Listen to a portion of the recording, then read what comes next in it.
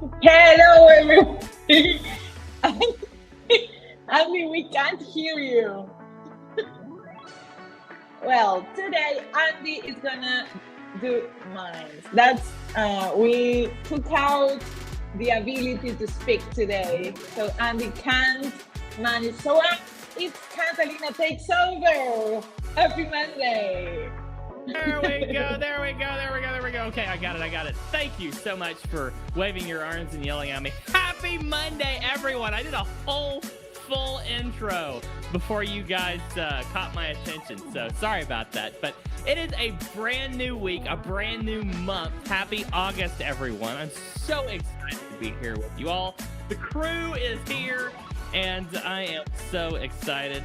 We've got a great show lined up for you. Thank you, Catalina, for taking that for me for a second there while I got my audio issues worked out. I was using OBS Studio earlier, and it switched my little microphone setting. And anyway, it was pulling from the wrong mic. So thank you so much for taking care of that for me. Sorry, everybody. Yeah, very anticlimactic.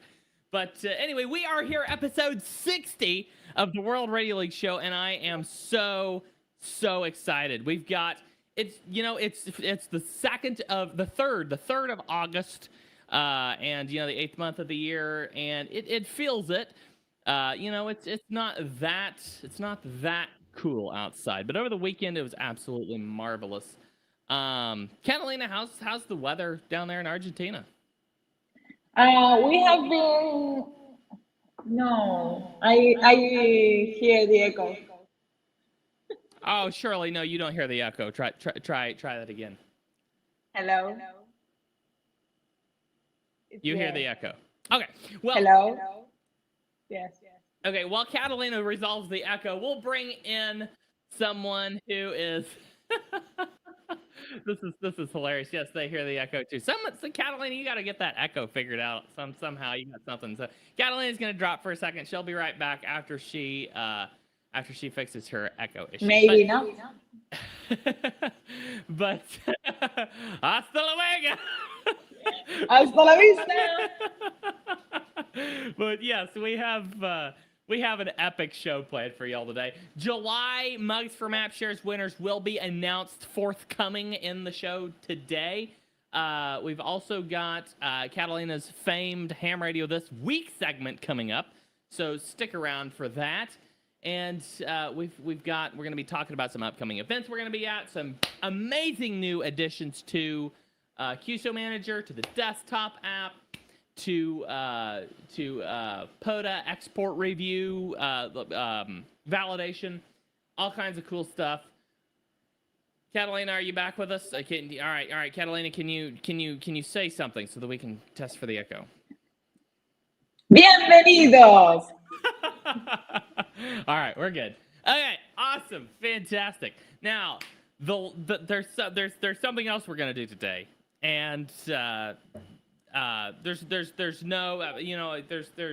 all kinds of things I could say, but I'm just gonna say, ladies and gentlemen, please welcome finally the return of our fabulous CEO James N0 WRL back from Europe. Welcome back, James. How you doing, my friend? I'm doing good. I'm still alive. I'm still alive. That's awesome. Yeah, you never know about them Europeans. No, I'm kidding. It feels so good to be back. That's incredible. That's awesome. Yeah, absolutely. I'm sorry, but I must say that James has an echo too. I'm not hearing an echo out of James. James. Yeah, it's in the chat. Apparently, James, you're gonna have to drop and come back. It's like different, like mine. Yours is like echo. It's like very. It's pretty bad. Can you guys hear me? It's like you are in a show. Yeah, I'm not hearing the echo. But James, what we've always had to do for Catalina is Catalina drop and then come back. So if you drop for just a second and come back, it should fix it. We'll see you in just a few minutes. Yeah. I don't know. StreamYard must have done something about 2 weeks ago that started all these problems. So let's maybe turn in a bug report to StreamYard. But we've got all the old friends in the chat. We've got some new friends in the chat. This is awesome. This is fantastic. This is we've got a lot of really cool stuff coming and a lot of cool stuff on the show today. Hopefully James will be back very soon. I think he's gonna drop and then come back. Let's. James, are you back already? Okay, James is back already. Hey, James. Did that fix the echo? You say so? Okay, good. Today is the audio testing day of the live stream. The audio live stream the live stream audio testing edition. Catalina, are you still hearing an echo? Yeah. Okay, James, I think you're gonna have to like literally drop out of StreamYard and come back again. I think that's what we're gonna have to do.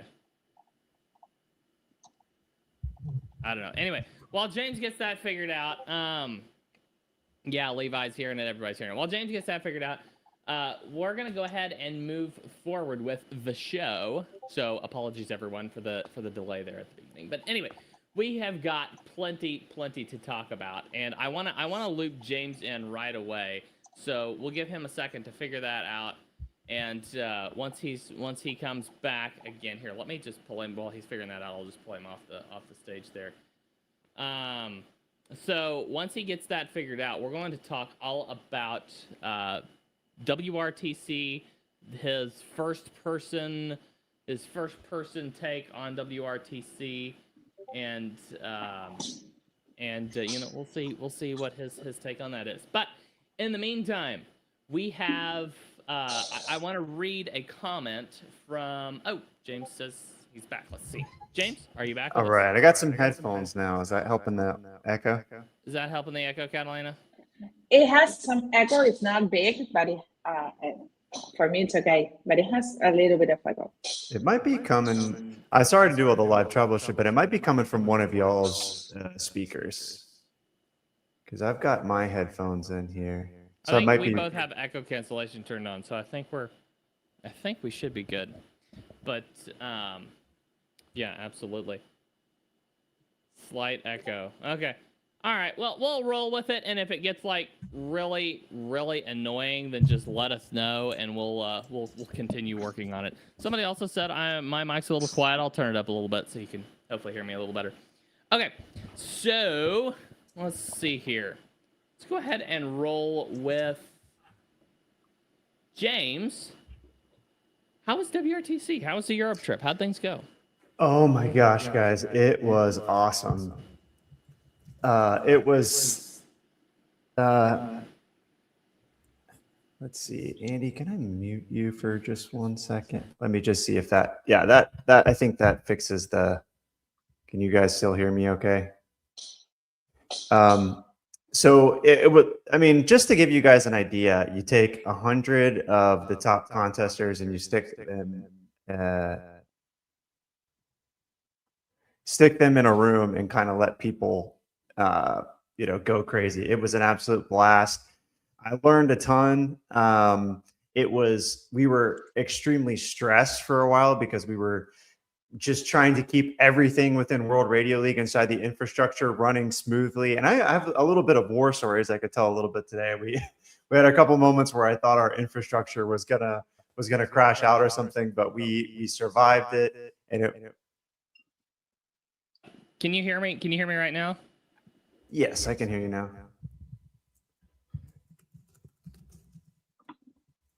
Okay, you couldn't hear me then. So, James, I want you to say like 3 or 4 things and see if we still got an echo, because I want to get this figured out. This is weird. Yes, test. Yes, echo. The echo's there? Okay, so it's not coming out of my speakers because I muted my microphone. So somehow it's through StreamYard's engine. But whenever you're muted, James talks and there is no echo. Yeah, but I actually physically muted my microphone on my desk and he talked, and it's not coming back through my speakers. So there's something else weird going on. I don't know. I'm not a technical. Very odd. Anyway, I will mute and see if I can figure out anything on my side. James, you keep rolling. Okay, cool. Well, I'll show you guys a little bit of something. If you haven't checked this out, I think probably most people have seen this, but we have updated World Radio League with all of the files, the Cabrillo files. So we actually updated the final logs inside of World Radio League. So if you go into the contests and events, you go into the WRTC page, we are now showing 277,000 contacts. So we got all the Cabrillo files from all the contestants. And you can go in here and kind of play around and, you know, take a look at it. You've got your WRTC 2022 champions who won it back to back. You can click into the team page. You can see the mapping. You can compare them against other teams. It was a tight race between all of the folks. I know a lot of, like, I was keeping a close eye on North America number 6, Dan and Chris. I have to say, Bracco and Sven, EU team 1-6 was a super fun team. I want to say they had one of the fastest, if not the fastest, QSO rates of anybody in the competition. 441 QSOs per hour was their fastest hour, which was absolutely insane. I think there was, like, if you sort it by the fastest QSO rates, you can see, let's see, 1, 2, 3, 4, 5 teams had QSO. They had hours that were over 400 QSOs per hour. So, I mean, you're talking about a lot of talent. And I see these rates were absolutely unreal, absolutely insane logging rates. And shout out to Andy, who's in the chat. Andy was our guy who handled all of the Raspberry Pi installations, the networking. I mean, it's one thing to do the cloud software, but then combining it with these 50 Pi devices and trying to keep all of those things online all the time, capturing all the QSOs. It was just the logistical challenge of it, which was absolutely insane. So big shout out, Andy. Man, you did excellent. But I mean, to make this thing happen, this full size of the team, you're talking about dozens and dozens of people that had to come together to put together an event like this. So it was a huge team effort. Epic. I mean, I was, of course, watching it from the other side of the pond, but it was unreal. It was insane. Absolutely amazing to watch. Yeah, and then I think for a lot of people have been hearing on the WRL side for a long time that we've been really busy on this, and it's kind of taken us away from some of the other items on the roadmap. So I'm really excited to just get back to the roadmap, get back to building other features and integrating these types of live contesting features into other upcoming features. So I'm excited for that. Yeah, absolutely. So what's like your biggest takeaway from WRTC? What was the James? I hear you're still getting the echo. I would love it if you could just like try just dropping really quick and coming back, because that fixed it for Catalina. If you like fully drop out of StreamYard and then come back again, because it's really weird. It's like a software issue somehow or another. So if you could just, you know, pop out for just a second, come back. Once he comes back, we'll ask him what his biggest takeaways were. But, you know, from our perspective, WRTC, absolutely insane, absolutely amazing. It was an incredible event. And, you know, and watching James on the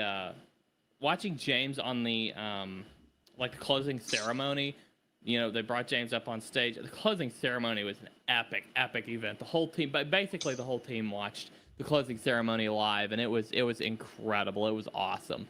And watch James there was just so much fun. And so James, what was your biggest takeaway?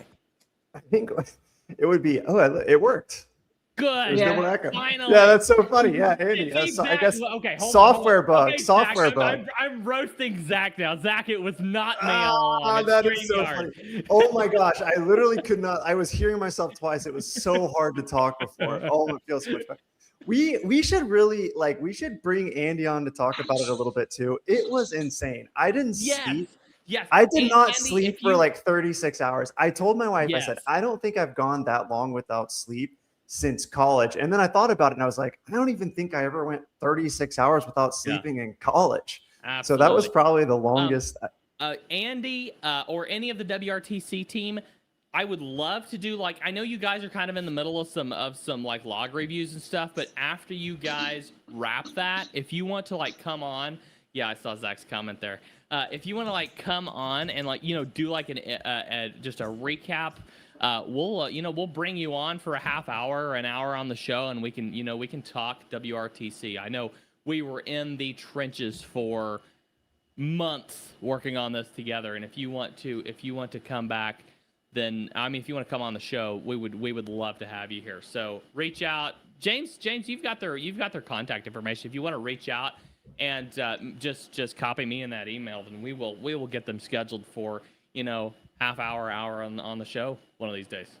Yeah, absolutely. And I mean, so much fun. just to kind of say, I think when I think about what's coming next from World Radio League is just incorporating more of those like live contesting features into all the contests that are coming. Yeah. And, me and Andy, we've talked a lot about different types of new contests we could incorporate. But I think just anything that makes contests, any types of features that make live contesting more fun, gives you some more data to look at, and keeps it engaging. I think we're going to continue to incorporate that. And then plus we've got another WRTC in 4 years. So yeah, absolutely. Who knows? Maybe we'll be doing another one.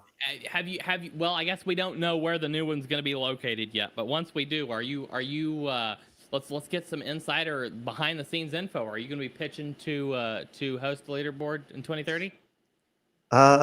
So it's funny because it was like so much work to do the leaderboard. I thought later, I was like, I asked myself, I was like, if they asked me to do this again, would I do it?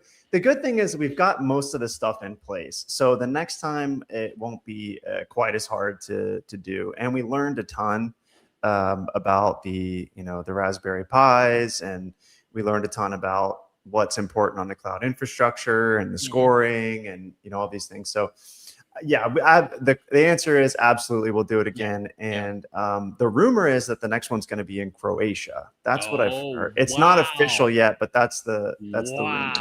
Okay, that would be cool. There's I can a replace you, James. I have an echo. Now, there's a tidbit of insider information that the next WRTC could be happening in Croatia. That is really awesome. So James, final thoughts, final takeaways. It was epic. Is there anything that you would, going into it? I know we learned a ton. Is there anything that you would have handled structurally differently? And is there anything that you just was just epically, just went extremely smoothly, better than you imagined? I mean, I think with the time that we had and the resources we had to do it, and again, this was something we did for free, right? Like we didn't get a big payment or a big grant or anything to do this. We just did this for free. So given the time and the resources that we had to do it, I think we did the absolute best that we could have. Yeah. There was a couple of pies that didn't come online. There was a couple minor issues that happened but that's to be expected with any big of a technical effort that's this large. So to wrap it up, what I'd say is, everybody, continue to use the contest and events page in here. You can go back, you can take a look at the wrap up of WRTC if you want to take a look, but also, try out WRL for some of the upcoming contests. We've got worldwide sideband activity coming up. We've got, looks like a couple sprints. I won't be doing any of the CW contests. Andy, maybe that'll be good for you to jump in. And we got lots of QSO parties coming up. So we can fix that. You said you won't be doing any of the CW contests. We can fix that. We can fix that. I'm working on it. I'm getting into your app, Andy. Don't worry. I'm getting into your Morse Mastery app. But another really cool thing too is we now support contest, de-expeditions, and special events in our contest and events page. So huge updates. If there's any de-expeditions or special events that you want us to add into World Radio League so you can participate from WRL, just let us know and we will get those added. John Shannon, stick around and we will show you what we're working on to teach CW. We've got some epic stuff, and James has been out. James hasn't seen some of the most insane updates yet. James, we've got stuff to show you, man. We've got stuff to show you on Morse Mastery. So we will take a look at that in a bit. All right, James, we've heard the recap on WRTC, but you've been out for 3 weeks. So is there anything else that's been going on those last 3 weeks that you'd like to give us an update on, that you'd like to share with us? Anything in your personal ham shack? Anything cool that happened to you that you'd like to share before we move on to the next topic?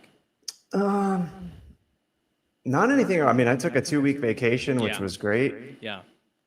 My echo is back now. Yeah, it's something to do. We have determined that it's something to do with screen sharing. Whenever you share the screen and then you remove it, No, somehow that my ego returned before. Yes, but James was sharing a screen. It's something to do with screen sharing. It continues to pop up whenever screen sharing occurs. So we will keep working on nailing that down. And over the break, you guys can drop and rejoin again during the break. We'll have a break here in just a few minutes. But I'll James, in the meantime, I'll mute and you can give us any final thoughts before we move to the next topic. Yeah, I mean, hey, I'm getting back into the swing of it. I am happy to get back just to like building regular features and not WRTC. We're gonna try to port everything over from WRTC that we can. And then personal ham shack, I've got a hex beam sitting in my basement that's going on my roof and a Carlson roof tower that I need to build. So as soon as I get a little bit of spare time, it's hex beam time, and I'm going to be upgrading from the infed half wave to something that's got a little bit more gain. So we're going to see how that affects the shack. And I'm also with the WSJTX integration on the desktop app, I'm going to be getting a lot more into FT8 these days. So I was working on getting my radio set up for FT8 this morning. Okay, awesome, fantastic. All right, well, we have a few more minutes here before the next break. Thank you for those updates, James. That's really awesome, and hope we can get this. I think I'm gonna report a bug to StreamYard, because this is the second week in a row we've been dealing with this, and it's getting annoying. I know you. I think you applied to Echolink. Have you got your approval email yet? Not approval email. No approval email yet. So I'm going to have to get on the Echolink next week, but I've never made an Echolink contact before. So awesome. That'll be my first Echolink. We will get you and Catalina both on Echolink next week, and it's going to be awesome. But Catalina if Catalina is able to and she wants to, we might even have her make a few more contacts today. So if you've been wanting to get Catalina in the log, stick around a little bit here. So all right, we have some really awesome new stuff coming in World Radio League here. So I'm gonna throw one of the big ones out. Actually, we'll do the big one after the break. So James, do you want to walk us through the POTA export? We'll save the other two till after the break, but do you want to walk us through the POTA export validation updates? I would love to. So I think this is for anybody that's a POTA operator. If you're new to POTA or you've been doing POTA for a while, it's just a good review on using WRL for POTA, and specifically the POTA export, because we've got a lot of questions about this, especially on social media over the last couple of days. And I just want to walk you guys through how to export for POTA and to make sure that your logs are good, to make sure they get accepted, and that you don't have any issues. And in the case that you do ever have any export validation issues, you can reach out to us directly. Just click the report a bug and we can help you with that, because I know it's been a strain on the POTA help desk team.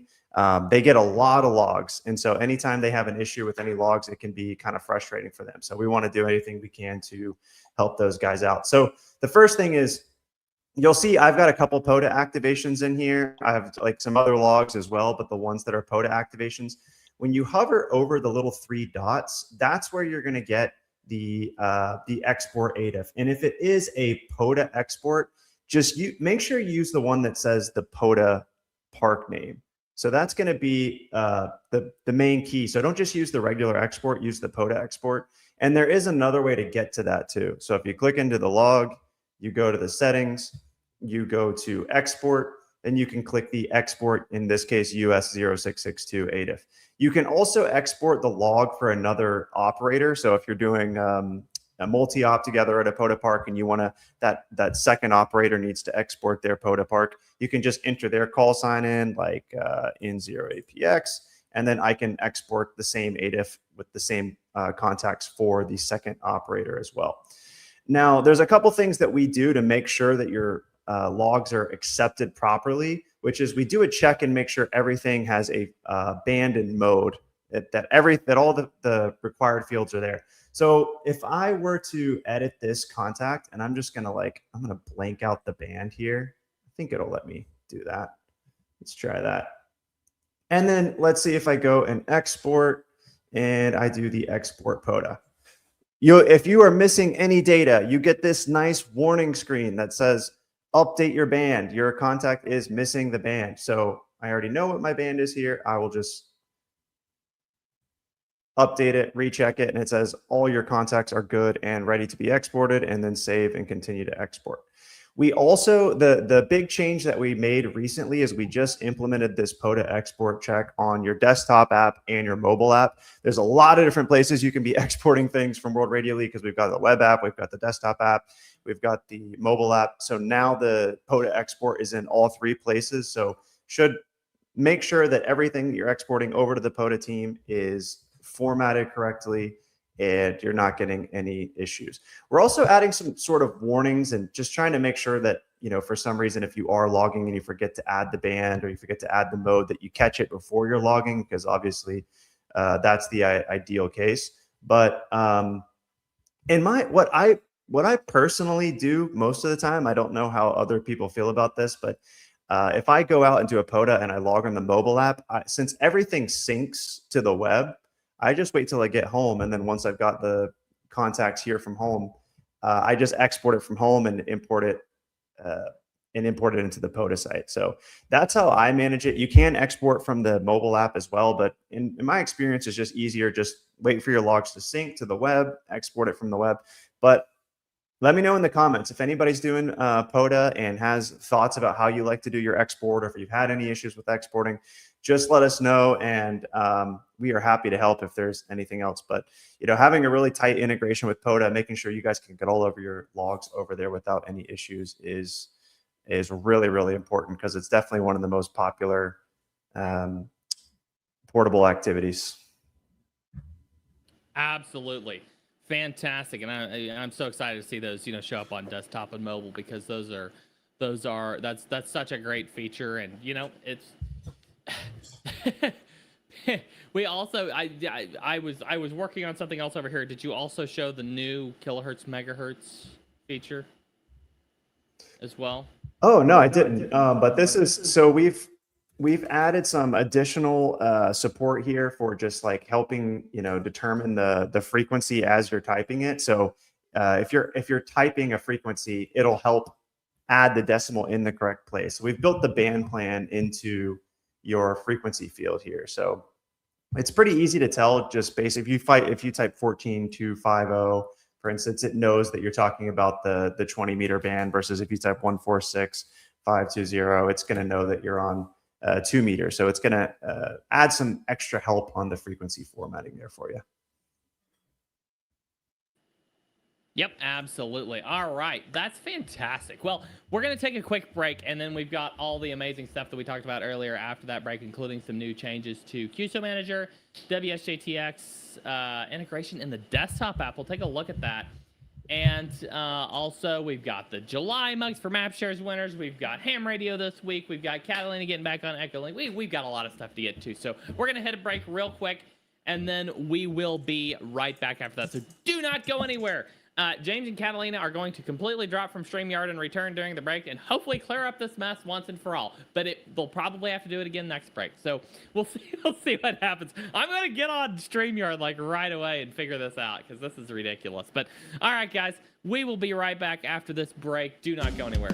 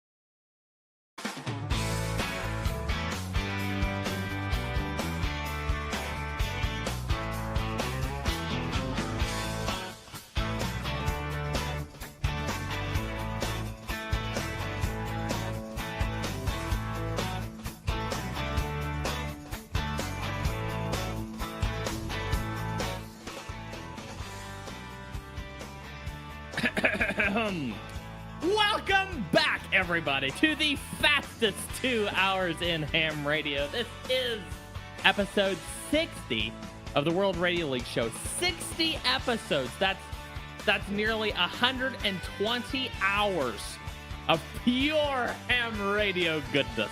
I am so happy that we are welcoming back James in 0WRL from his much-needed vacation, as well as Catalina from Argentina from her much unwanted illness that she contracted last week. She was still here, but she wasn't feeling the greatest. But with Catalina, we're so glad you're feeling so much better, and glad to have you both here.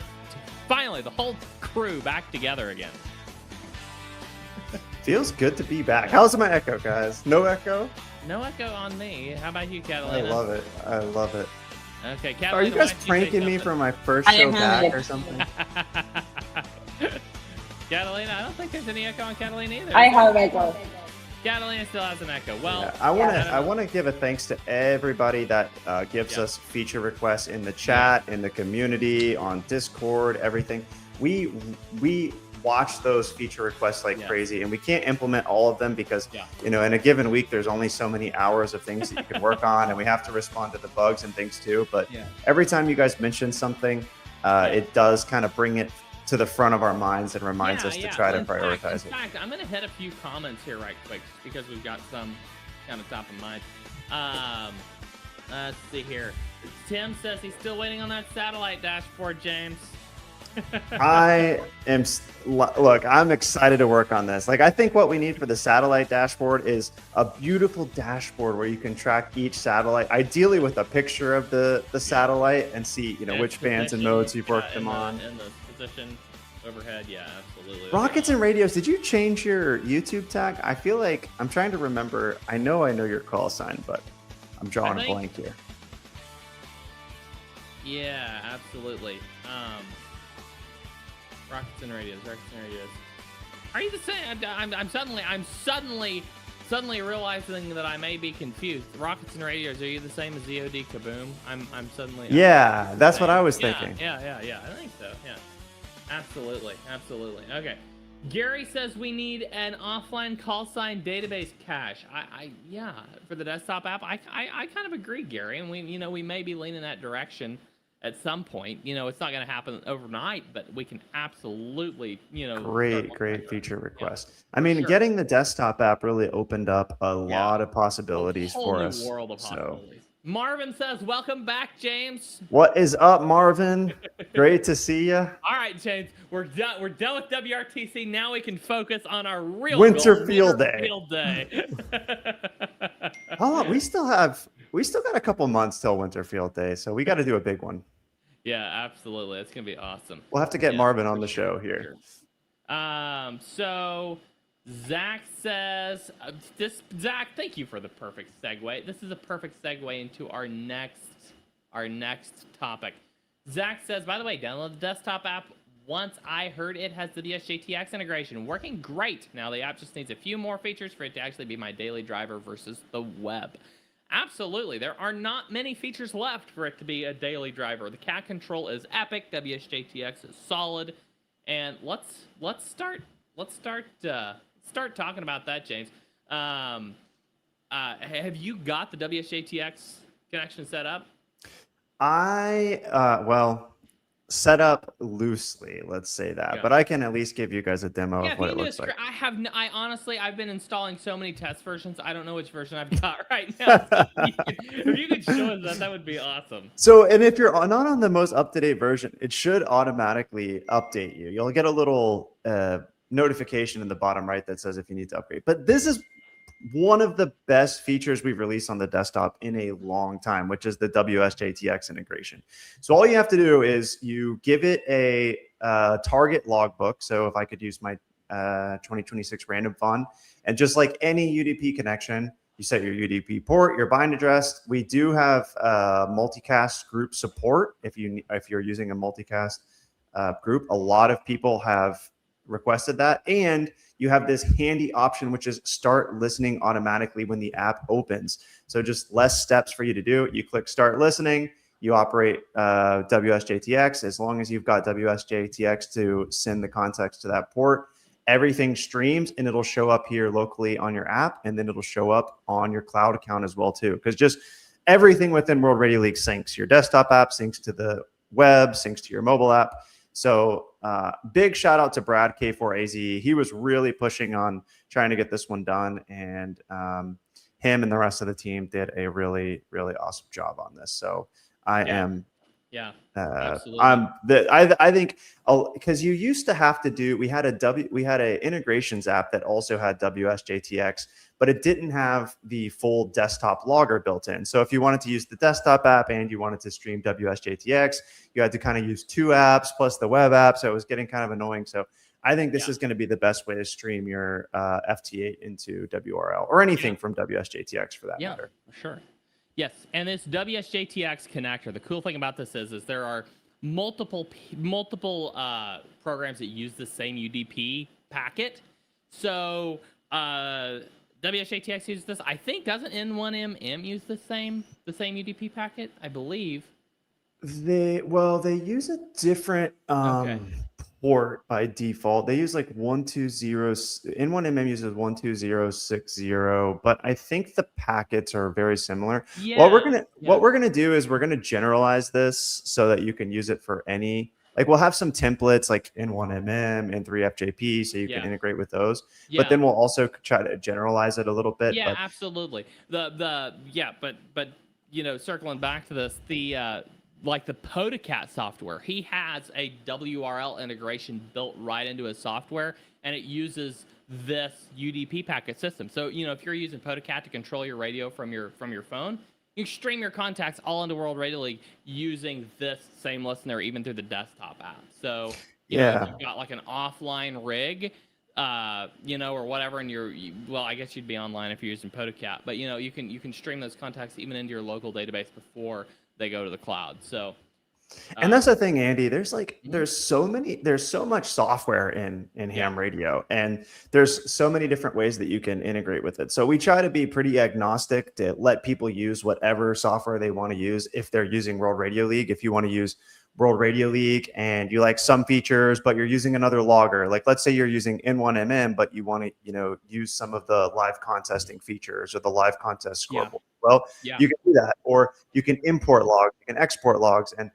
we actually are even going to be releasing our first version of the API pretty soon. So we want to keep the system as open as possible so that you can integrate with it. You can talk to it in any way that you want. Where you're getting your data in, you're getting your data out.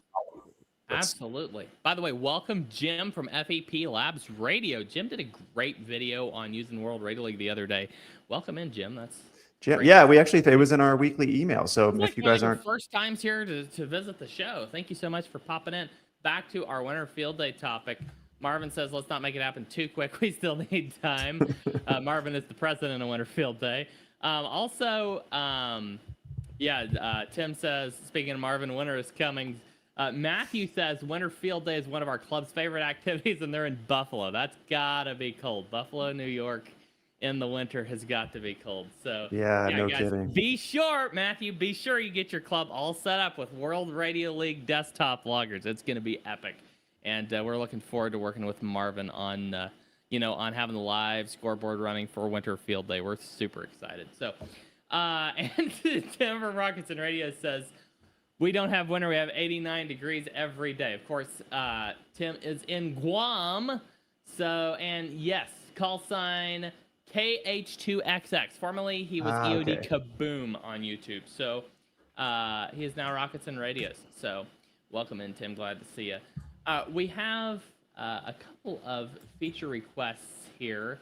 And Zach's complaining today. He says that he misses the contact added toast message. Did we really get rid of that one? Here, what do? We replaced it with like a little animation on the button, I think, maybe. Yeah, I thought we got rid of that like a little while ago. That was I would be honest, the contact added toast was driving me nuts, Zach. So I said good riddance on the contact added toast message. And especially if you added a couple, quickly, they would stack on top of each other. Yeah. So it was To us, it was not great design. So sorry, Zach. Didn't mean to offend But you Zach, there. but hey, we got to give Zach credit because I feel like Zach's a Yeah. much better designer than I am. Yeah. So Zach definitely has a lot of UX UI experience. So we won't completely throw him under the bus there. Gary's asking if WSJTX integration works alongside of Grid Tracker 2.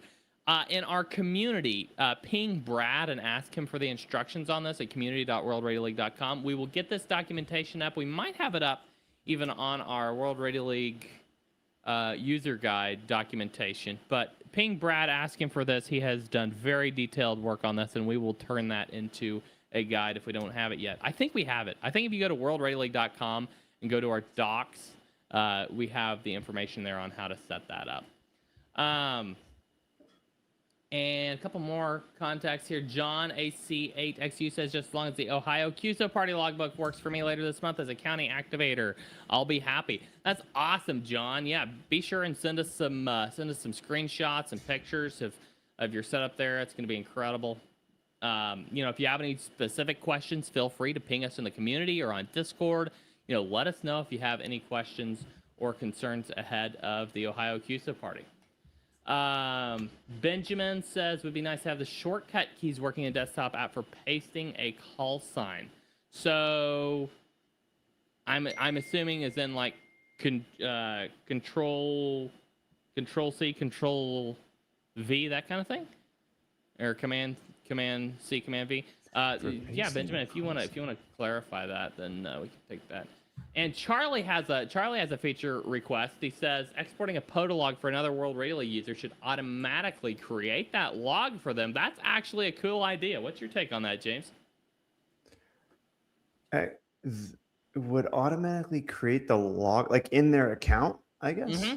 Yeah. I liked it. Yeah, I like where it heads at. I don't know if I would do it automatically, but maybe like a checkbox where you can like say create this log for that. Or share this log to this person's account or something. But Charlie, that's an awesome. That's really that's cool. a great request, Charlie. I like where your head's at. That's awesome. And John says also I think it'd be cool if WRL had their own eQSL page, like a list where we can see WRL digital QSL cards. James, we've teased a little bit of something. I don't think John was on the last show and we teased a little bit of this, but do we have something coming along this line? Well, all we'll say, first of all, good to see you, John. I know we met at, I want to say Hamcation. Yeah, it was like yeah. 2 years ago. And me and John are both, we're both kind of in and out of like LICW classes for a while, I think. Oh, nice. Yeah, well, great to see you, John. Yeah, I don't have any big announcements to make today, but all I can say is we are actively working on this. So we are actively working on it. We're actively working on it. Awesome. Willard says, how about a net logging profile? This is definitely one we've talked about before. Yes, that is on the roadmap, but we don't have any specifics for you yet, but it is certainly on the roadmap. Tim says to drop everything and go to satellites. I need to get back on the satellite roll. I was making a lot of satellite contacts there for a while, but I need to get back into it. What I really need is one of those like auto rotor setups. Yeah, that would get me on the satellite. You got a tower. You just got to get the rotor. Yeah, absolutely. Now, then you'll start understanding those people who say we want rotor control. So, absolutely. Well, as soon as James gets somebody, please buy James a rotor. As soon as he gets a rotor. No, I bought a rotor. That's what. So rotor. Oh, you bought a rotor. I bought a rotor. I bought a Yaesu rotor. I spent like about 3 days. No, I'm kidding. It was like I spent like several $100s on the Yaesu rotor. Like it's a nice rotor. So. Yeah, I think you're right though. I think as soon as I have a rotor on my roof, you'll probably rotor control within World Radio League will be there. James can be there like vibe coding. It's like I got a PR, guys. We got to get this approved like now. Fred says, how about a course? I'm assuming he's meaning a ham radio prep course on digital mode setups. That's an interesting idea because that would be a very in-depth course. That would be like. That's a lot of topics. That's a lot. Yeah, that's heavy. Yeah. That would be a really good course. we would need to do some more research or bring in some Definitely. expert on that one, probably. Definitely, absolutely.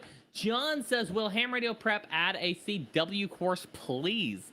We've got stuff in the works, John. Let me introduce you here in just a few minutes to Morse Mastery. I will show you something really cool. So we'll take a look at that here in just a little bit. Morse Mastery. Stick around and we'll take a look at it.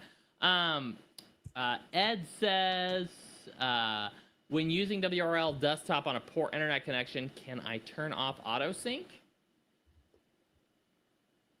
Good question, Ed. You don't actually have to turn off anything for the auto sync. It will just it just won't sync.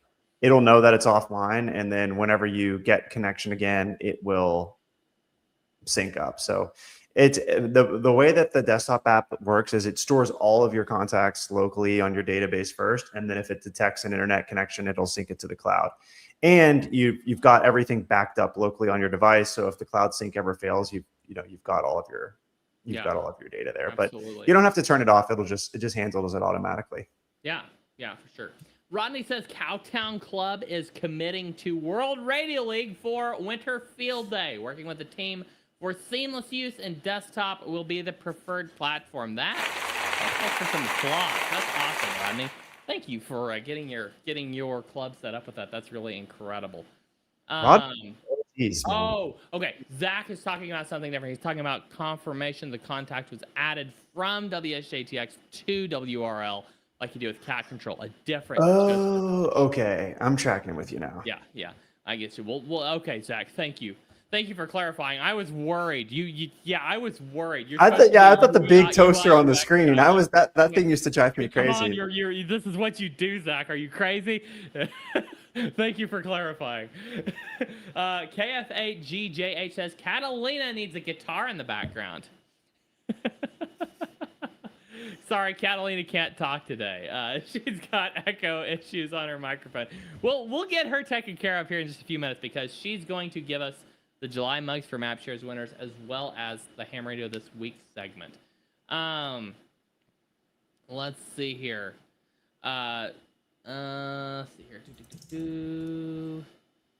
Okay, Jim says he got a projector for you so you can do a live demo of all the cool features. Are you presenting at Jim's club? Or I don't know if we have it on the schedule or not, but I would love to. I think we do actually. I think we might have it on the schedule. Awesome. Sounds good. We've got plenty more to cover. Why don't we go ahead and hit? Let's see here, James. I'm gonna ask me and you to both mute, and we're gonna put Catalina up here to do the. Catalina, do you want to do mugs for Map Shares winners first or Ham Radio? Let's save the Ham Radio this week till later in the show if that's all right with you, and let's go ahead and do the mugs for Map Shares winners. How does that sound? Or do you want to do the Ham Radio this week first? I don't care either way. Okay.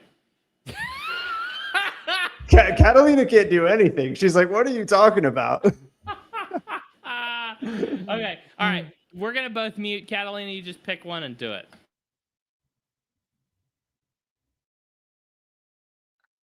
Hello? Yeah, so muted the voice. Now it's Catalina. Can you hear me? Yes, I hope you can hear me. Okay, so let's do one of my sections and I will speak for 2 hours, just me, and with James and Andy muted here. Because they can't talk. They talk too much, so now it's my turn. Okay, so I am going to present the July winners for mugs for Map Shares. This is the ongoing project that we have every month that you can share your map and you are participating to get a free mug.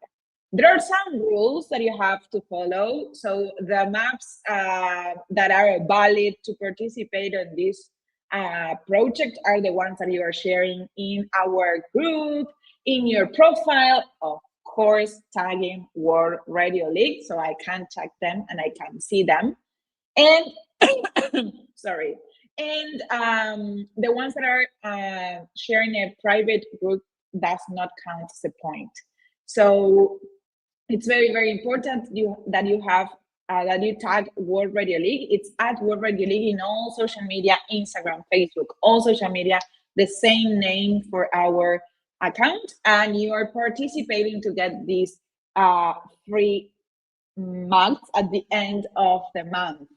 So we have some winners this week. I am afraid of sharing, but as the guys are muted, maybe it works. So let's see if this works today. I have the winners here for July. Let's check. There are some known names and there are some others that this is the first time that are winning. So let's give a round of applause. This is my time. Okay, so these are the winners for July. So we have Robert St. Clair, KT4 Set G, sorry. So this is the first time that Robert shared this map, so he will get the Morse code map. This is awesome. Thank you for all the contacts that you share, Robert. Then we have Brandon Hudson, another ham radio operator that won this for the very first time. KQ4PMD. This is awesome. Thank you so much. Then we have some well-known winner here, Bruce Britt, KV4SWP. He's a great supporter. He's always sharing his maps. So thank you so much for participating again, Bruce. Another one, Ryan Thorne, another well-known winner for this ongoing project, W7YBY. This is awesome, Brian. Thank you so much for your participation. I think it's the... let me check here. Brian, yes. So, Brian, you have a selected course from Ham Radio Prep this time that you can pick. Of course, I'm going to contact all the winners after the live stream to get shipped your max and your prices. And then another one, Scott Stockdale. I hope that I'm pronouncing this okay. KR4LYD. Scott, I think that it's another one, yes, that it's the first time that he wins this mug, so he will get the Morse code. So thank you so much to all the people who participated in this. Thank you so much for great map shares that you share every day in our group and in our community. And we will continue. So a new month started, August just started. So it's a new chance to participate in this projects. So I wish you all the best and thank you so much to the winners and to all the participants. Now I am going to continue talking because I'm the only one who has this power. Let me I want to give a little bit of an extra note here too, which is just to emphasize, if you share it on your own personal social media and you tag World Radio League, that's like it's like getting a ticket to win, right? So anytime you tag us, you get a ticket to win. You can also share it on the World Radio League Discord, the World Radio League Facebook group, any of the World Radio League socials. But just we don't count any map shares in any private groups for this program because some private groups have rules against running like a contest or a giveaway inside of those groups, right? So we want to just be respectful to the other groups. But this is a fun activity just to get you on the air and kind of like, hey, if you go out, you do an activation, you join a contest, share your map. And I want to give a shout out to Bruce. If you haven't joined the Facebook group, that's a good reason to join as well. Like Bruce has been posting some really good QSO manager tips. Or the World Radio League Facebook group. Catalina, can you grab do you have like a join link that you could put in the chat for the World Radio League Facebook group? Yes, I'm gonna gather. Grab that. And I'm actually going to be sharing something from Bruce that Bruce sent over Discord. a little bit later when we talk about our QSO Manager updates here in just a few minutes on the other side of the break. Bruce sent me this awesome use case in Discord. It's really incredible. So I will Danny says he's got to continue with his red solo cup since he didn't win a mug today. So Danny, try again next time. Keep sharing those maps, brother. But yeah, so I'll be sharing that comment here in just a little bit because it was really, really awesome. So John, I'll answer your question about Morse Mastery on the other side of the break. And we will share the join links for the World Radio League Discord and Facebook group in the chat momentarily. Do not go anywhere. Guys, we will be right back, and we have plenty more show to cover, so do not go anywhere, guys. We are coming right back after this short break.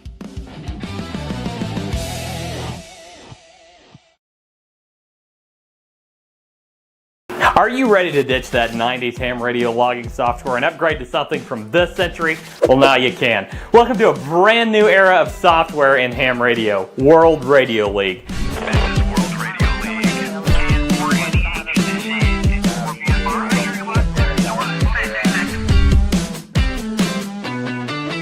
Whether you're a brand new ham radio operator just getting started or a seasoned veteran looking to upgrade your logging experience, World Radio League is the ham radio tool suite for you. Its sleek, modern design brings ham radio into today's world. No more digging through endless menus to find basic features. It's all right in front of you, ready to go with just a couple clicks. An extremely customizable logging interface is just the beginning. We integrate with 7 spotting networks to make finding your contacts that much easier. Plus, we offer many custom mapping and analytics tools so that you can view your contacts your way. We have all sorts of tools tailored to contesting, POTA, SOTA, WWFF, and other activities as well. And it gets better. With our cloud-based log storage, you can access your logs using our fully featured web interface in tandem with our robust mobile app. You can log into your account on any device and even log contacts offline, syncing them to your online account later. The best part? Logging with World Radio League is free. Just set up an account and start logging. Want to use advanced features like large log imports and analytics? Upgrade to a premium plan starting at only $3 a month. Join a huge community of ham radio operators at the fastest growing ham radio software platform available by creating your free account at worldradioleague.com today, or search for World Radio League in your favorite app store.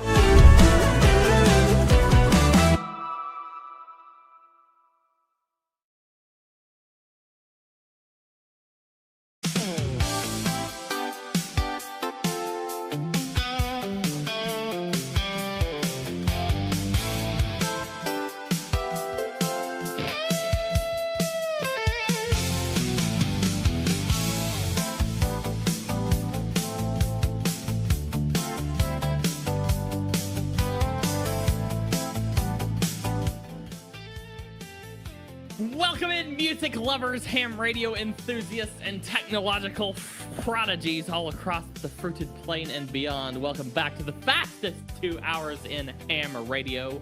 We are here on the cutting edge of technological evolution. I am Andy in Zero APX, your extra host of the World Radio League Show, and I have with me the fantastic James and the fabulous Miss Catalina. Welcome in, guys. Hello, hello. All right. We are back. I hope like crazy that Catalina is not still having audio issues, because if she is, I'm going to make her drop again and come back, and I'm going to message StreamYard as soon as we're done with this show. And I could yell at them, I could scream at them, but I've also been on the other end of customer service, so I'll probably just write them a nice note and say, please fix this, because this is annoying. Hey, this is how WRL users feel if they ever get a bug. And I know my echo's back too, but this is a reminder, guys. If you get a bug in World Radio League, just click the report a bug button, and we will do our absolute best. Our help desk, has some volume, but we usually get to them pretty fast. I mean, I think you'll see mostly we'll respond within 24 hours. Let's see if StreamYard's customer support responds as fast as we do, Andy. I wouldn't count on it, but we'll give it a shot. Brad's like a machine. Brad's like the #1 customer service man in the country. All right. We've got a user asking if they will get a life membership account discount on their 65th birthday next week. You can why not? That's a cool. Yeah, sure. Yeah. Email. What do they need to email? Just email support@worldradiologue.com. Yeah, we could. Okay, hey, it's your birthday. That's absolutely. And anyone else watching this stream who wants a discount on World Radio League or Ham Radio Prep, use code N0APX for 10% off. Y'all can use that code. And I think it's a good just moment. Hey, the echo disappeared. Or maybe I don't know, Andy. Because he muted it. Yeah, he muted. Okay. It's a good reminder that WRL, you don't have to purchase a membership to use World Radio League. So if you're listening to this and you're like, you guys are talking about memberships, all this stuff. With World Radio League, you can log unlimited contacts forever for free, and you can export all of your data and access it anytime. There's no vendor lock-in or anything like that. You can use it forever for free, and that includes cloud storage, and it includes syncing your contacts across all your devices. All of that is free. There are some advanced features that you get with membership levels, like there's some limits on the number of contacts you can import from an ADIF. That's just kind of a necessity based on cloud storage. But there's some advanced analytics and awards and things like that. And you get the satisfaction of knowing that you are actually keeping us running, because as anyone in ham radio software will know, it is a labor of love, and it is really absolutely keeping the train on the track and keeping everything running is all thanks to those members who just basically decide to support out of the goodness of their heart. Yeah, absolutely. Could you drop that email address in the chat down there for our friend who's about to turn 65? I haven't yet connected your YouTube handle with your name and call sign. I hope to do that soon, so I can keep that mentally in my memory. Somehow I haven't got that locked in yet, but yeah, Benjamin's dead on. WRL customer support rocks. Brad is an absolute machine. He's awesome at what he does. Zach says Brad responded to his in like 5 minutes. That's what Brad does. Brad's really good at it too. So, yeah, absolutely. Well, we've covered 2 or 3 major World Radio League updates, as well as some stuff coming, but we've got more. And James, I talked about this 2 weeks ago because I thought it was on Dev and I could show it, and I couldn't. And I talked about it last week when it was on Dev and I could show it. It was so fun. You would talk about it this week and show that it's now on production and people can use it. And once you've showed us what this is, I'm going to show Bruce's comments on this. And this is our QSO manager with the all-new filter selection. Why don't you walk us through it? Let me get it pulled up. And first of all, I'm going to pull this up, but the first thing I need to do is make sure, if you're a Facebook user, look, everybody has their social media of choice. But if you are a Facebook user, make sure to join the World Radio League users group. Catalina just added it. And you can see awesome posts like Ken, who is representing World Radio League at the Columbus Ham Fest in Ohio. Let's go, Ken! Let's go, Ken. Thank you. And if you want to represent World Radio League or Ham Radio Prep at your local Ham Fest, just email partnerships@worldradioleague.com, and we will get you set up with an awesome booth like this. We love volunteers to go out and support their local Ham Fest. I mean, local Ham Fest, they need people like this doing cool stuff, and then it spreads the word about what we're doing as well. So thank you, Ken. And you also get, here we go, some great people getting licenses here. You get some updates from Professor Jim, from people doing all kinds of different activities, map shares. This is a great place to share your maps.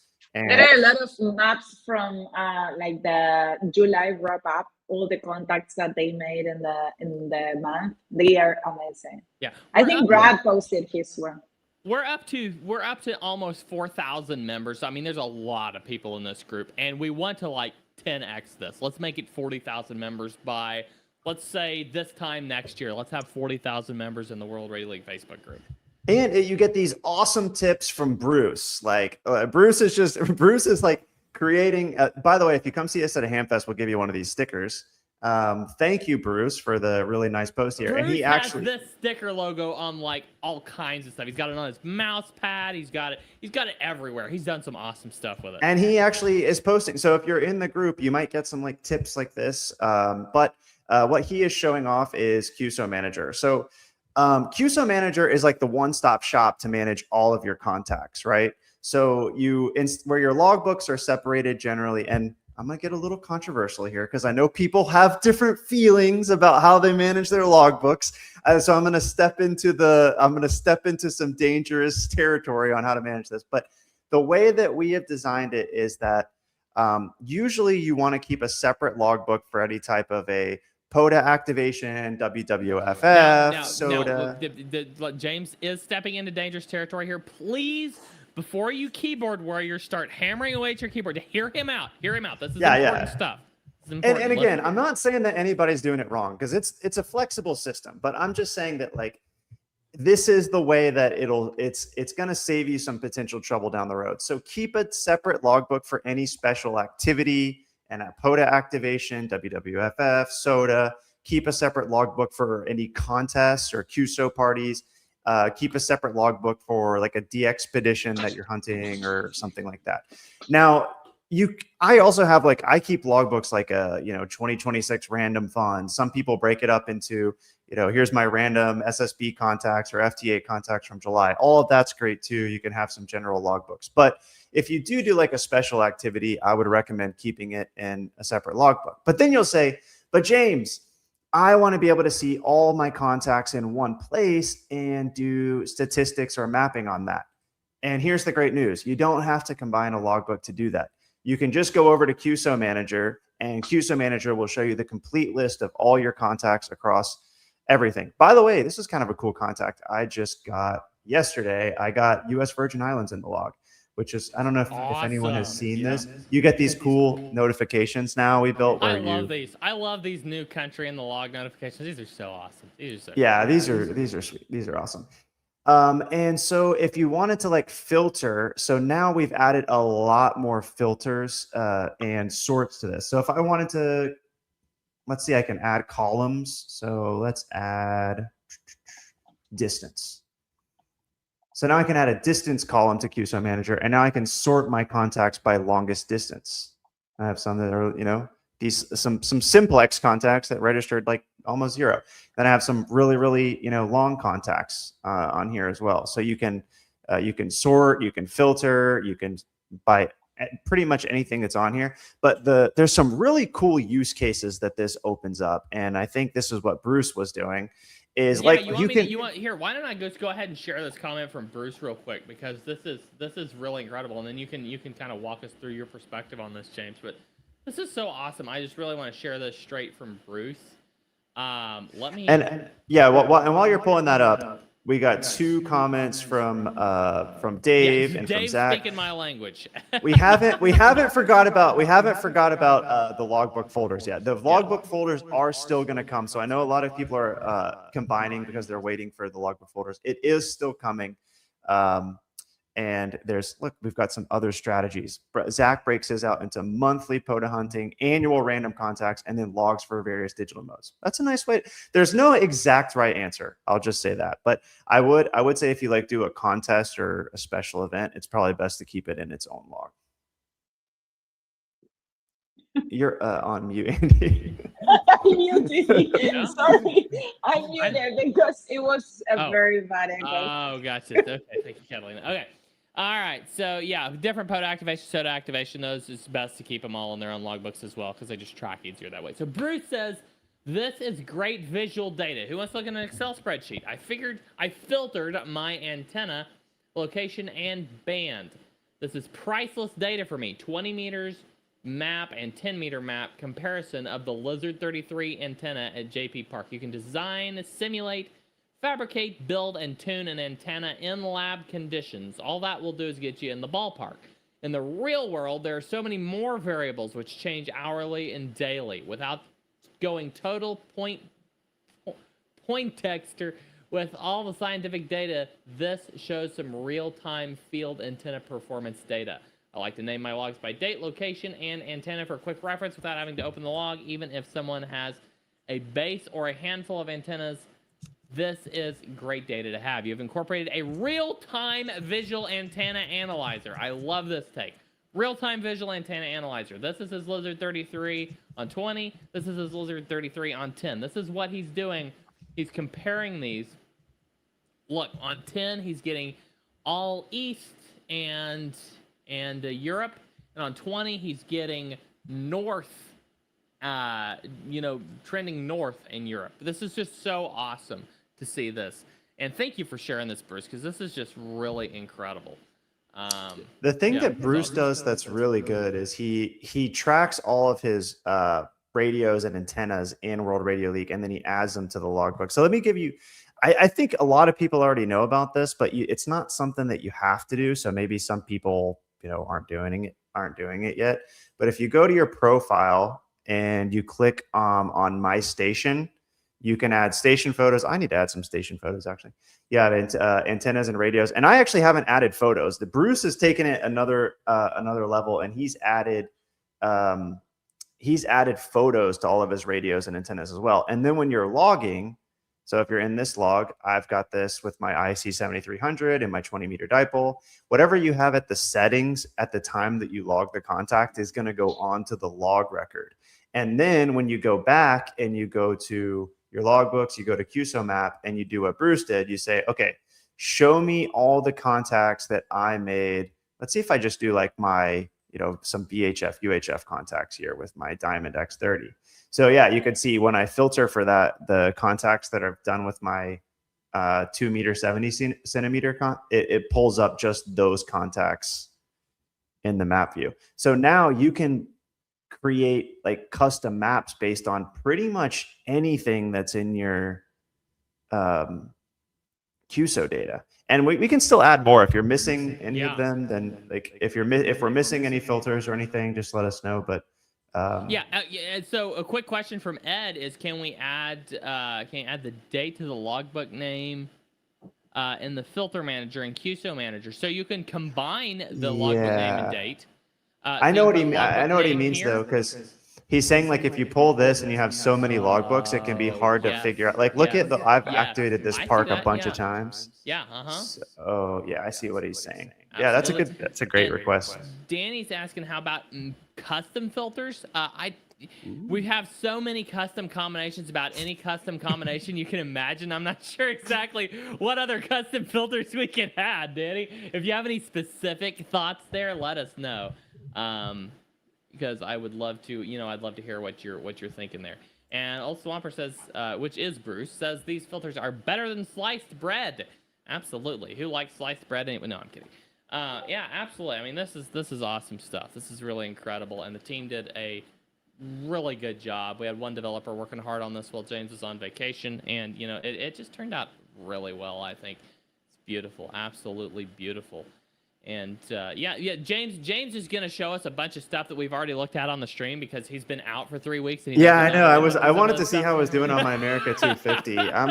So basically, Andy created this award, but since we got it live a little bit later, my only shot to earn this is the 250 US confirmed contacts. So this is what I'm going for, because I'm not going to get. I already have it. I think I already got it. I'm not sure, but I think I already got it. So. Well, I'm going for America 250 US confirmed. That's what I'm going to shoot for. Yep, absolutely. That's the only one I'm going to qualify for. The others are just it was a lot of work. We have some dedicated people who will get them though. Absolutely. For sure. So yes, this is awesome stuff. So yeah, we've been extremely busy. James, it's been a while since you've been able to do this. It's been a while since you have been able to give us a what's next. What are we working on right now? What's going to be coming up in the next few weeks? What's next for World Radio League? Now that we're beyond WRTC, we are cranking out more features, faster than we just about ever have. I mean, we're cranking through them like crazy. But what's really, the big picture? What features are next? But also, what's big picture coming up? Well, first of all, I'll just say thanks to everybody that comes on these live streams and tells us your feature requests or sends feature requests in community or sends feature requests anywhere else, because that is where a lot of the upcoming features that we have come from. I can tell you, I might get my dev server running here locally and show you a couple things that are going to be coming out this week. But there's going to be a couple, very quick things that are coming out this week that people have been requested, like the ability to look at all your call sign notes in a single dashboard. There's several just really nice spotting enhancements that are coming out. I know that so many people have been asking for some basic spotting enhancements, like being able to customize the columns you're looking at, being able to auto scan spots, adding some more spotting networks. And we're going to even be adding auto spotting from World Radio League itself. Yeah, we've got a huge spotting revamp coming. It's going to be awesome. Yes, that's going to be huge. What else? I mean, there's just there's so many things. I'll say another thing that I'm really excited about is our first version of our API is going to be coming out. Like I said, there's so many apps in ham radio these days, and it's really important that the apps kind of play nicely together. So we've got the UDP connector, but we really want to have a nice modern HTTPS REST API on the web. So if you're using any other apps, or if you're a developer and you want to be able to access your contacts or update contacts from the API, you're going to be able to do that. So we're excited about pulling that in. And I just say overall, I mean, if I was going to say some of the things that I'm really like, maybe some of the future generation things that I'm really excited about, it's going to be a lot of the new awards and challenges that we're going to build into the app. Like, I don't know if you've seen that Jason from Ham Radio 2.0 was doing the 146.520 challenge and trying to get people on Simplex. Cool. I actually emailed him about it. I was like, that would be a perfect thing. Maybe we could collaborate on that, because that would be a great way to get more people active on Simplex, have a challenge and award associated with it. But we're also going to be building in some very new types of competitions, games, and activities. So I'm excited for that. Yeah, absolutely. And me and Zach were talking the other day about some other cool stuff we've got coming, as far as some user-driven, challenges and activities and stuff. It's going to be just really awesome. But yeah, let's answer a couple of these questions quick. Yeah. Let's, if we I might be kind of going in backwards order here, but Dave, yeah, we have, this one is on the roadmap, adding in the license level and then filtering your spotting by band plan, your spotting by the band plan. Let's hit a couple more of these contacts. If I'm logging by QSOs by month, I might like to filter on just one date or a range. Yeah, you can do that. We've got a whole date filter built into the QSO manager you can use. Yeah, just go to the, if you go in the upper right when you're in QSO Manager where it says all time, that's your date filter. So let me pull that up. Just click the all time date filter, and then you can do all time today, yesterday, last 7 days, or you can do a custom range here. Yeah, absolutely. August, yeah, for sure. 1st and welcome back, John. We haven't talked Morse Mastery yet, so we'll get to that here shortly. Bruce says in the QSO manager, select the date filter on the right side, then select your other filters on the left side. Yep. That's exactly how it works. Yep, exactly. For sure. All right. Yeah. So James, that was a great rundown of kind of some of the features that we were saying. So big picture, and if you don't have a good answer to this, or if you don't have an answer to share for this, that's perfectly fine. But I'd just like to pose the question to you. And share only as much as you want to, but big picture, we're in August 2026. Where do you see World Radio League? What do you see World Radio League doing? What position do you see World Radio League having in say February 2027? What direction are we heading? Oh, man, that's a big question, Andy. You're putting me on the spot here today.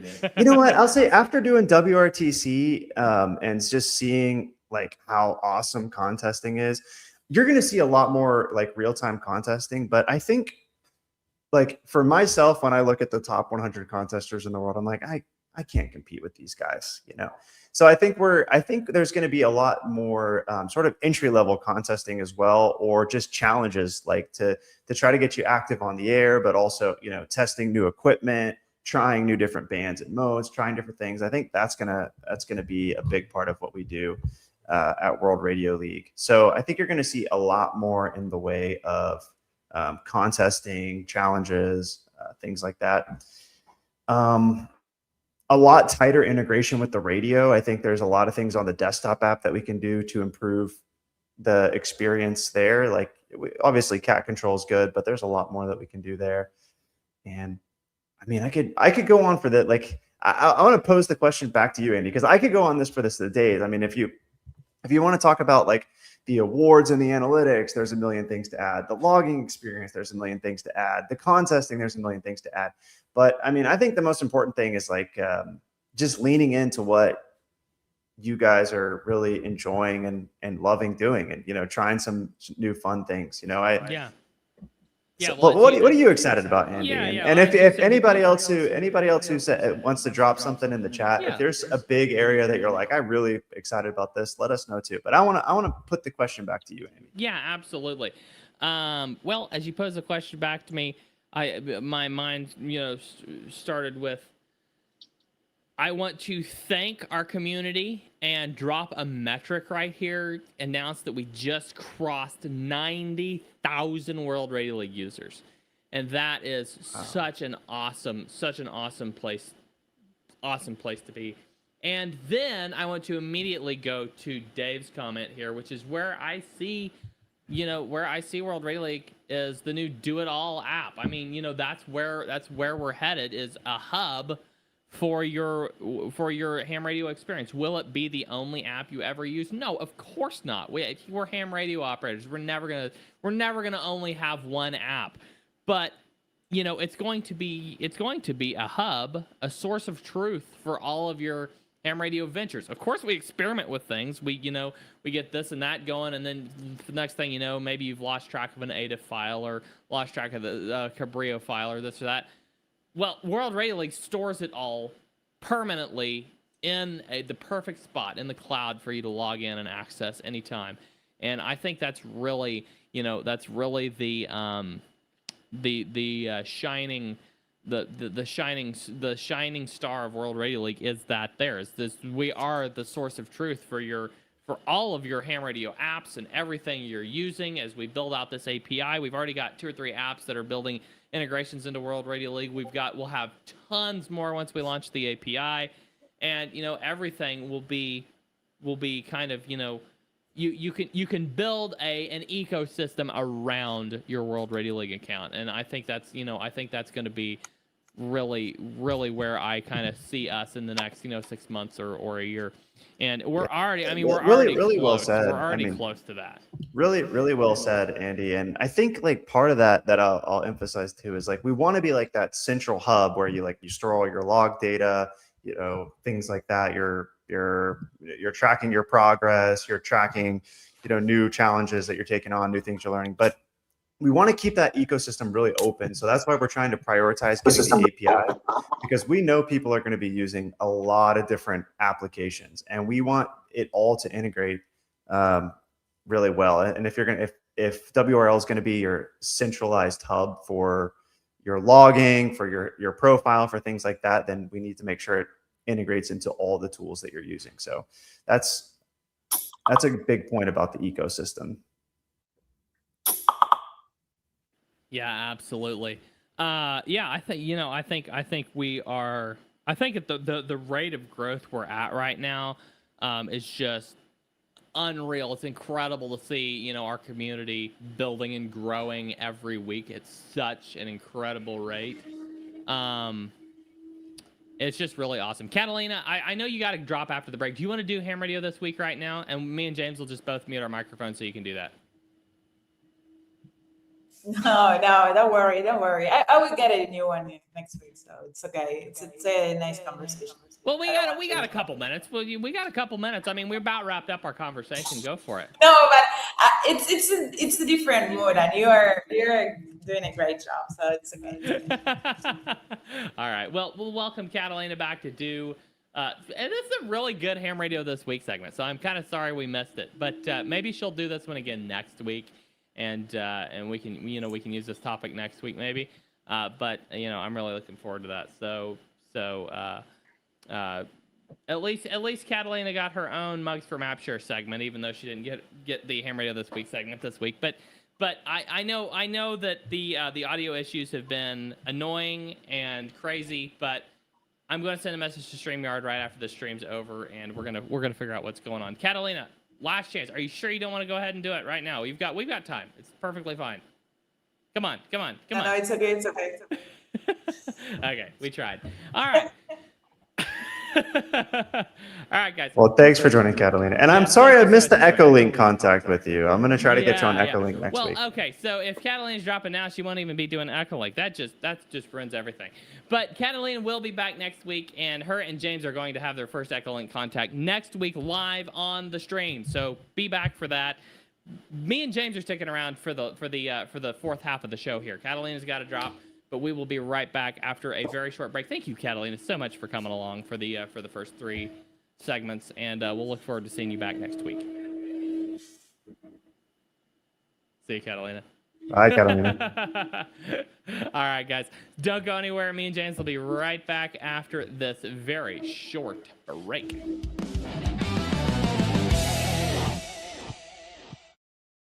Imagine setting up your ham radio in a state or national park like this one. Surrounded by nature. And making contacts with people all over the world. That's what Parks on the Air is all about. It's one of the most fun and rewarding ways to participate in ham radio. POTA is for everyone. Activators head out to parks to experience nature, while hunters try and contact them from home. With over 500,000 participants worldwide, there's an activation happening every day. And in fact, there's probably an activation going on in a park like this right now. But if you're new, getting started can be overwhelming. From picking the right gear and antennas to setting up in the field, logging contacts, and following the rules. That's why we created the Ham Radio Prep POTA course, your guide to getting started with Parks on the Air. We'll walk you through everything step by step, from choosing equipment to setting up, on-air operation, and logging. This course will get you on the air fast and help you to avoid common beginner mistakes. And even if you already have POTA experience, you'll find plenty of pro tips to optimize your station setup and operations. We recommend having at least a general license for this course, but even if you're still a technician, this course will help you prepare for the next level and get ready to join in the fun.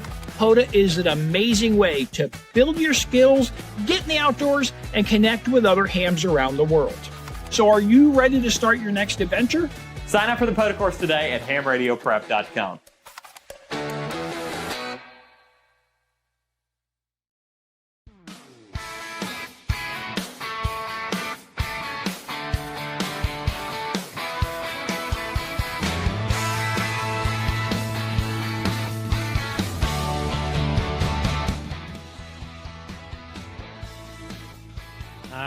Guys, we are back. Welcome back to the fourth half of the show, World Radio League Show episode 60. And we are so thrilled to be here with y'all on Monday, August the 3rd, 2026. You know, it's a beautiful day. It's a beautiful day. It is not bad for the 3rd of August. The 1st of August was amazing. It was like fall, but alas and alack, that can only last so long in August. So we will be looking forward to September when that is much more prevalent. So, but in the meantime, let's have a great August, guys.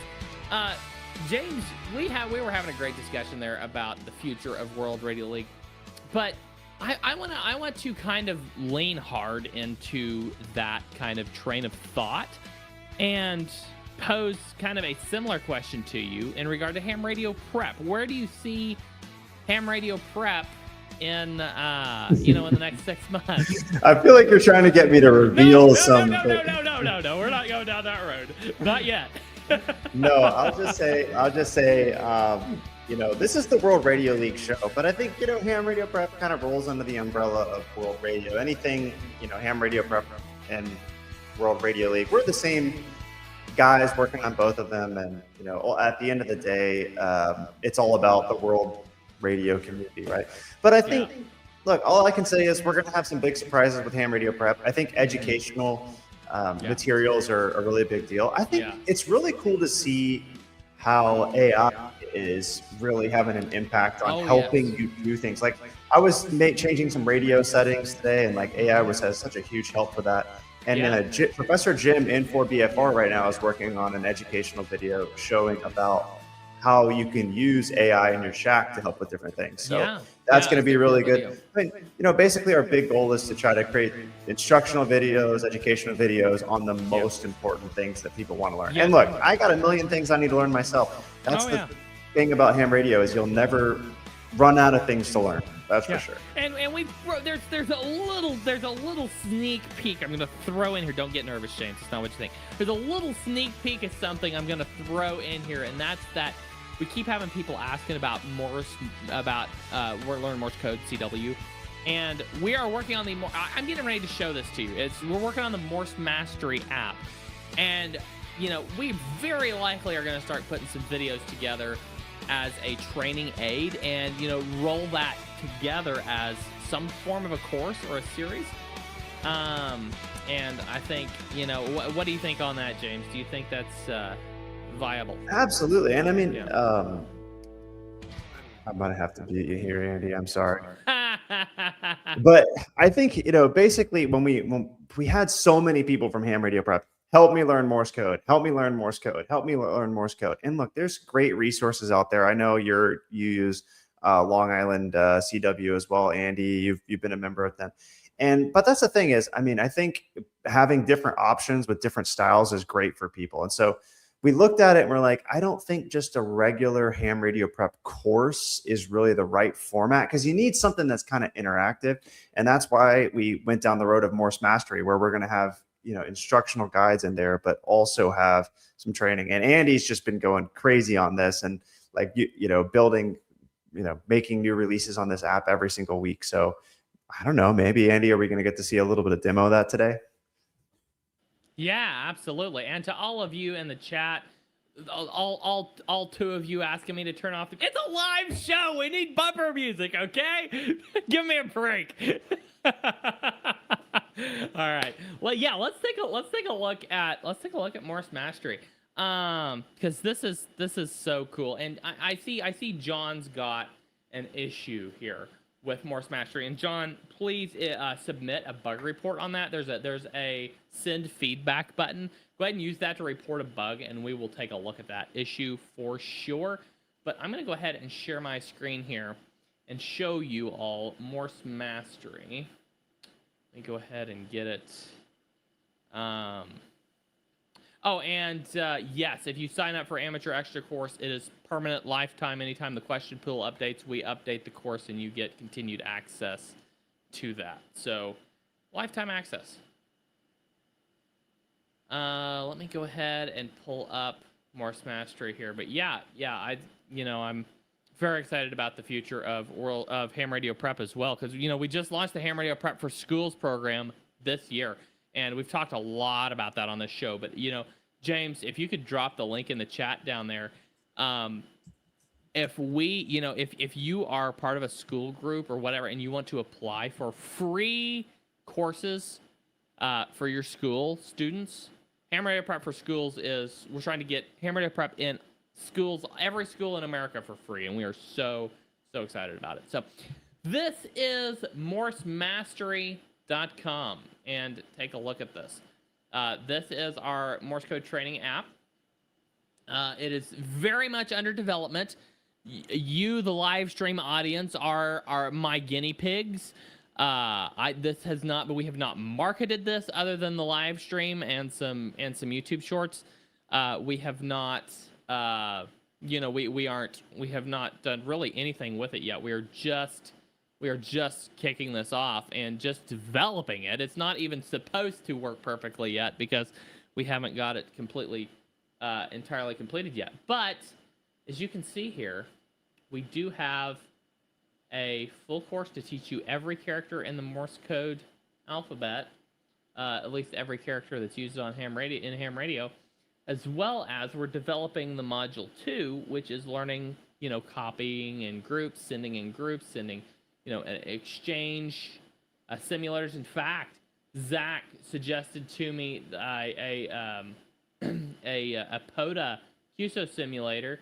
And I guess I haven't pushed that live yet, but I mean that one's like I'm in the middle of working on that one. It is such an awesome suggestion. I don't know why this thing's giving me a runtime issue. I'm gonna have to do a refresh here. There we go. But I don't know why this thing's giving me a runtime issue all of a sudden, guys. Of course I know why. It's because I'm trying to share this live on the stream, and this is just a rule of software, Andy. Yeah, anytime you share something like if you want to find a bug, just share it live on screen and it will surface. But yeah, absolutely. We're working on a mobile app. We will have a mobile app soon. This is light mode if you like light mode. I just made half the people in the chat mad at me. I don't know why. That is the weirdest thing.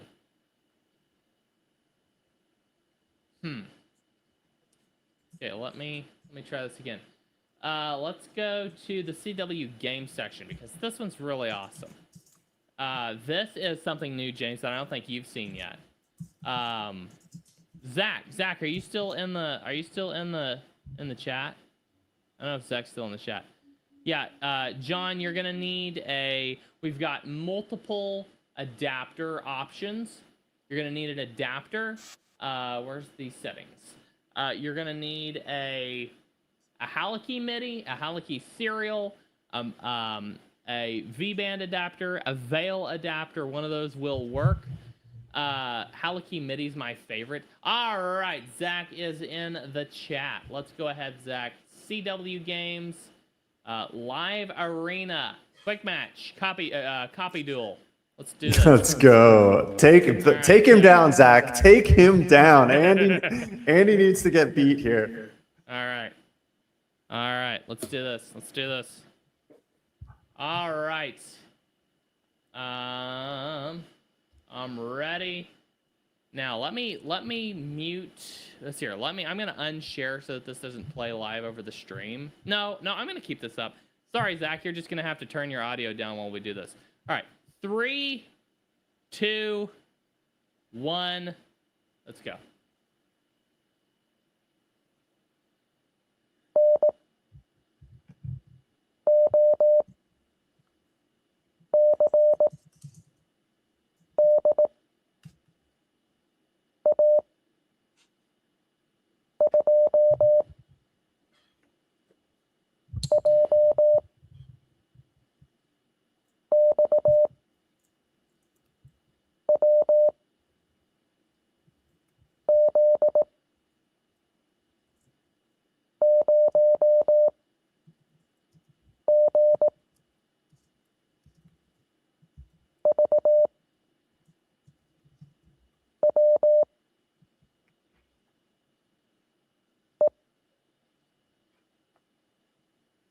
Boom! All right. Okay, let's see. What was the final score? It was a tie, 1975 each. Now, we are working on time-based scoring, where the faster you answer, the more points you win. That will be available soon. Can you make this beginner friendly, Andy? I know I'm giving you a live feature request, but can you make one where it's like it only gives like characters up to a certain? Oh yeah, absolutely. And you know, I think we had that in like V1 of some of the games and stuff, but we needed to basically rewrite the game. Yeah, section. I'm asking a very specific request for me as a no. It's very, it's very yeah. One of my favorites is like Speed Ladder. This one's really fun. There's some really cool games here though. This is Some really awesome. cool Man. The I key was it gonna back. say, Key it Andy, back is really fun. you didn't know how high the stakes were. I told Zach in the chat that if he won, he was going to be taking over the live stream from now on. So there was some really high stakes on that game. Awesome. Yes, I can't wait for the time-based games. That's going to be even more fun. But key it back is a really awesome one too, because you can, it can send you a character and you can key it back like that. So I'm like sending it back to the. And you have like 3 lives, so if you miss 3 characters, you're out. Anyway, it's just a really awesome one. So, it's a lot of fun. It's a lot of fun for sure. So James, where are you at in Morse Mastery? What course? I'm like working on it constantly. So I've got like progress here, just like this and that and something else. Where are you at? It's embarrassing. I'm on lesson 2. I'm on lesson 2. So it's so bad. But I know more letters than that. I'm going through it. We also got rid of a bunch of this useless copy, like text and stuff, and just introduced this thing where it just tells you what you need to do and explains it to you, and then you just start. So rather than having a whole bunch of text here, it just kind of just shows you what you're going to be doing, and then you start doing it. So we also introduced, James, I don't even remember how much of this you have seen before you left. We got XP now. You can build XP by completing different lessons and daily tasks, daily missions. We've got leagues. So you can, I'm in Spark League right now. I think the next, or no, I'm in Copyist right now. The next one is level 6. I can't remember what level 6 is. Anyway, yeah, I'm not sure. Anyway, I've got to double check that. I'm in Spark League. For some reason it's saying Copyist here in Spark right here. I'll check why it's doing that. And then also this mastery board is so neat because it shows what characters I have mastered. See that, James? It shows what characters that I have mastered now. I think this was something that you asked for. Yes. And so, yeah. And then operator badges. First day of practice, the 3-day streak. We have some, there's the 15% CW proficiency. We have some, I'll just say this. We have Easter eggs in the live chat. Zach, I want you to send the words proper Roger in the live chat and tell me that's not funny. What happens there? For some reason, live chat isn't working. I mean, I'm going to debug this, but if it's not working for you, then just give it like an hour or two and I'll have it debugged. But if it's working for you, just send the words proper Roger in the live chat. I had fun with that Easter egg. So there's a few different Easter eggs. Tell me if you find them all. And it is at morsemastery.com, and it's currently in like pre-alpha. So be forewarned, there are bugs, but we're working on them. So we're working through this. James, feedback. What's your thoughts on this? I love it. I mean, it's amazing, man, how fast you've been building this and like how feature rich it is. I mean, for me, this is perfect for somebody who's like, just like, I love that it makes it really easy to get in and just start with like learning the letters, but then it builds up nicely where you can get into more advanced things and you can play some games. And I think too, it kind of makes it nice where even when you're learning and you're a beginner, you still have some games that you can play because that makes it more fun. Whereas you're not just 100% practicing letters all the time. You know what I mean? Like, I feel like the faster you can get into something that's a little bit more fun than just copying all the time, it's going to be more successful. Definitely.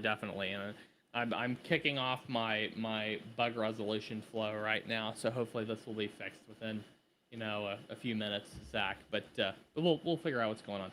But yeah, so this has been so much fun to work on. And like I said, it's coming to mobile very soon. We have, of course, daily streaks. We have XP points, all kinds of different things that we are. And good question. Is this part of WRL and HRP? James, how would you answer this question exactly? I'm Kind of. Kind of. Okay, kind of. I mean, it's made by the same company, but it just made sense they put it in a separate app because when an app gets too many things into it, it just gets more confusing. So we wanted to put it into a separate app. Yeah. Definitely. It's weird hearing yourself talk as part of an echo. It's like I'm nails on a chalkboard. I'm like, yeah, I'm like I said, I do not know what's going on with StreamYard, but we will figure it out. Speaking of which, Andy's voice is in the app. If you haven't used the app, that's a reason just to go to it right now and actually hear Andy do code talking, which is an incredible. Maybe you can explain code talking a little bit. Code talking is one of the greatest ways to cement Morse code characters in your head. You do not want to memorize characters as dots and dashes. You want to memorize them as sounds.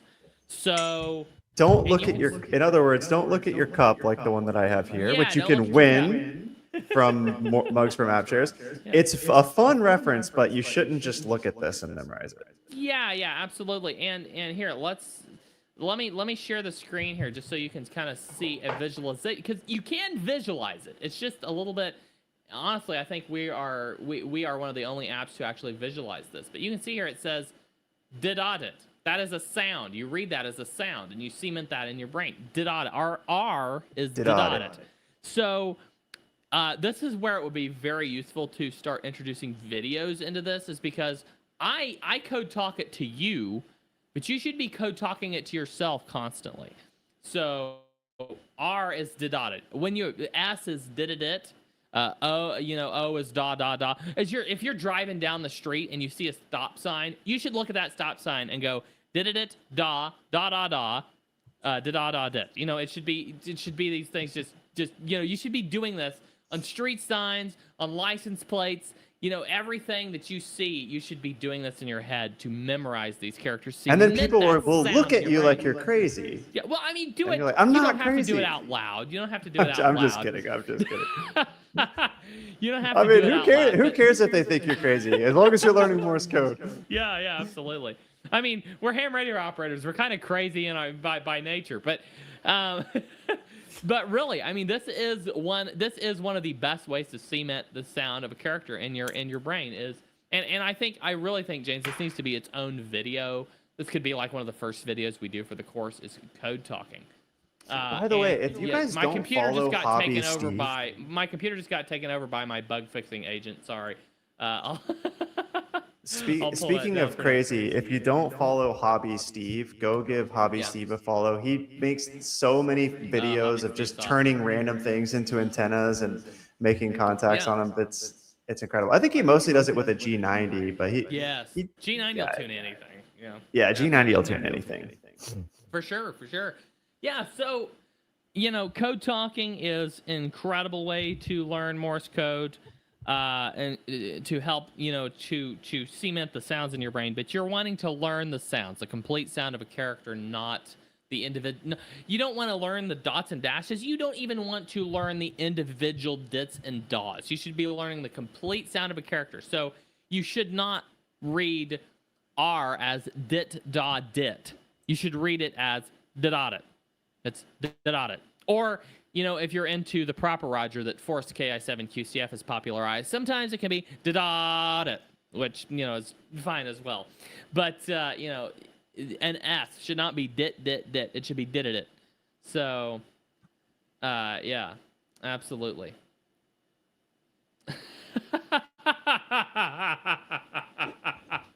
Zach says saying, did-it, da, da, when you're a passenger doesn't have the same effect to the driver as stop. That's awesome. I love that. Okay. Yes. So anyway, James, you're kind of on the front edge of learning Morse code. I'm in the fairly good at POTA, not great at rag chewing category. So kind of, we're kind of at two different spots, but we're both learning still. So from your perspective, what do you see in Morse mastery? What's your kind of take on this? What's your any tips that you've picked up as you have begun your CW journey? What are you kind of thinking here? Well, I'll have a better answer next week, but a couple of things I can mention right away is what you just said, the code talking. Mm-hmm. So I think code talking is huge. I think consistency, I'm definitely learning, is huge. Like, because if you don't study for a while and then you come back to studying, like I just got back from the WRTC thing in England, and then I was traveling all over. And so it's hard to keep learning new letters when you forget the ones that you knew before. So I think consistency is big. And I'm excited. I know you started working on a mobile app for this as well, too. To the consistency point, that's one of the things that did really good with ham radio prep is once you could study on your phone, and then a lot more people started getting their license, because then you can lay in bed, you can do a lesson, and you could be just like kind of on the go, and you can do a lesson. So, I think you're doing awesome on it. Like I really appreciate that. I am not at the level of our awesome dev team.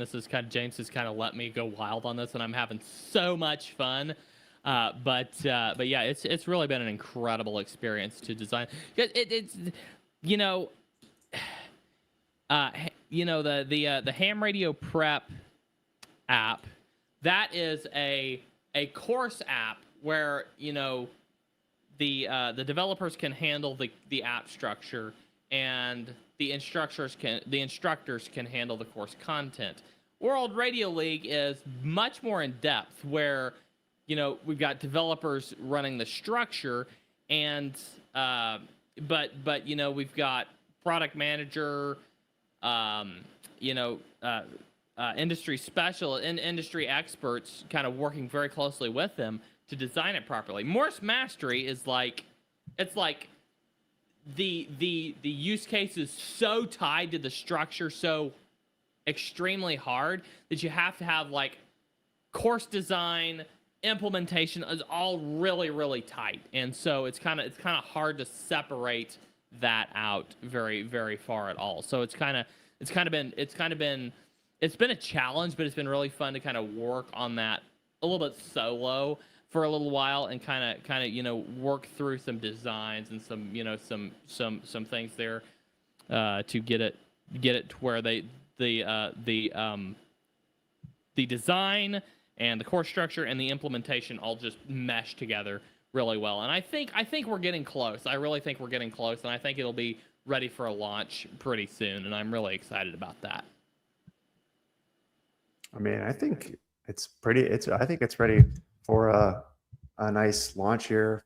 I mean, almost it's right there. So yeah, it'll be. I need to wrap up some finalizations on the module 2 course lessons, but after that, yeah, man, I am so ready to get this thing out the door. And of course, we're still going to be cranking out all kinds of new stuff on it like crazy, but I'm just ready to get it where we can start marketing it and really get it out there in front of people, and really get a lot of ham radio operators, using Morse code again. I mean, it's really awesome.